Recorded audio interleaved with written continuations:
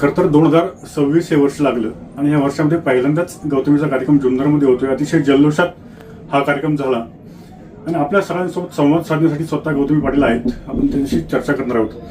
खरं तर गौतमी, जुन्नरमध्ये तुमचं स्वागत आहे. सगळ्यात पहिलं की आपण पाहिलं तर कार्यक्रमाला इतक्या मोठ्या प्रमाणात गर्दी झाली होती, हे सगळं कसं हँडल करतेस तू? हँडल मला सवय झाली आहे आता ह्या गोष्टींची. म्हणजे प्रेक्षक वर्ग भरभरून येणं आणि जर कमी असले ना तर उलट मला कुठेतरी अशी खंत असते, अरे का. पण ज्या वेळेस हे प्रेक्षक वर्ग भरभरून नेहमी येतात तर मला खूप छान वाटतं. सगळ्यांनी एन्जॉय करावं, महिला वर्गांनी करावं, म्हणून मला असं वाटतं की भरभरून येतात तर येऊ देत आणि मज्जा करू देत आणि मीही त्यांच्यासोबत मज्जा करते. खरं तर महाराष्ट्र नव्हे तर महाराष्ट्राबाहेर देखील आता तुझं नाव होतं. ही सगळी लोकप्रियता कशी सांभाळतेस तू?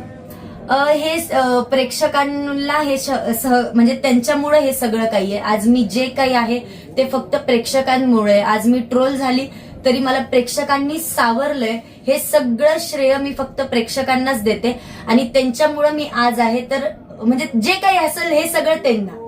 खरं तर 2-2.5 तास 3 तास स्टेज शो चालतो. त्यानंतर खूप सारा प्रवास असतो. परत दुसऱ्या तालुक्यात, जिल्ह्यात, अगदी राज्याबाहेर देखील जावं लागतं.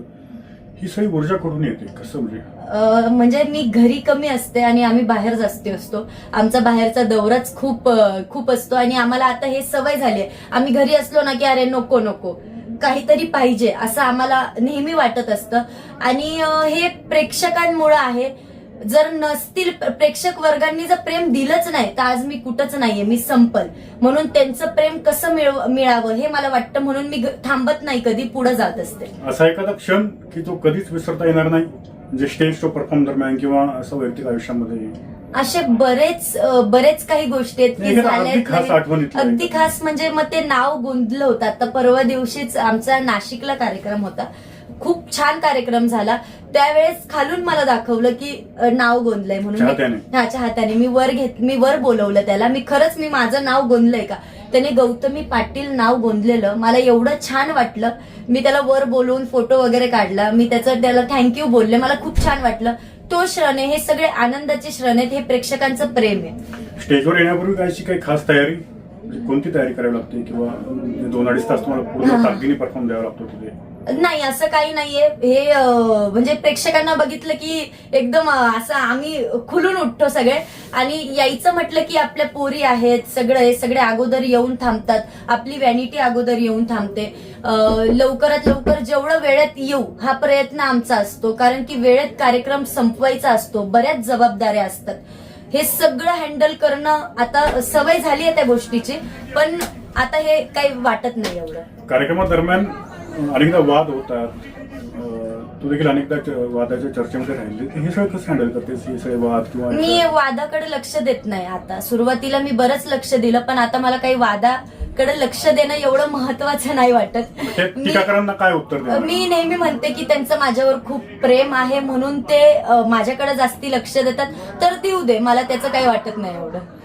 प्रेम दाखवा, मी म्हणते अजून दाखवा. मला काही तुमचे अनेक फॅन्स आहेत तर तुमच्यावर खूप म्हणजे मनापासून प्रेम करतात. त्यांच्यासाठी काय संदेश?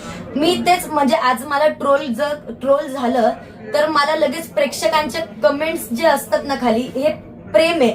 झटझट लगेच त्यांना उत्तर देणारी माझी प्रेक्षक वर्ग असतात.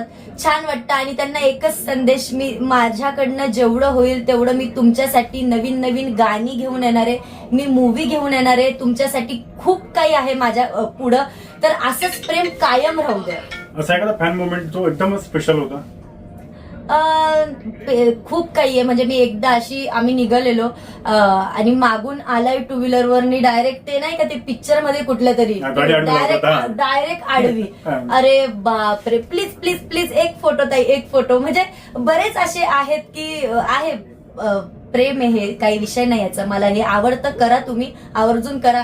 परत बरेच 10-15 किलोमीटर प्रेक्षक वर्ग माग आपल्या येतात गाडीच्या की एक फोटोच पाहिजे आणि ऐकतच नाही. मग ते साईडला घेऊन फोटो काढणं किंवा हे सगळ्या गोष्टी परत कधी येणार आहेत, म्हणजे हे त्यांचे प्रश्न असतात. छान वाटतं. स्टेजवरचा एखादा मजेशीर किस्सा परफॉर्म करताना किंवा असं चुकून एखादा घडलाय, तो लक्षात राहिलाय असं? नाही, तसं तर काय नाही. मग एन्जॉय असतं नेहमी.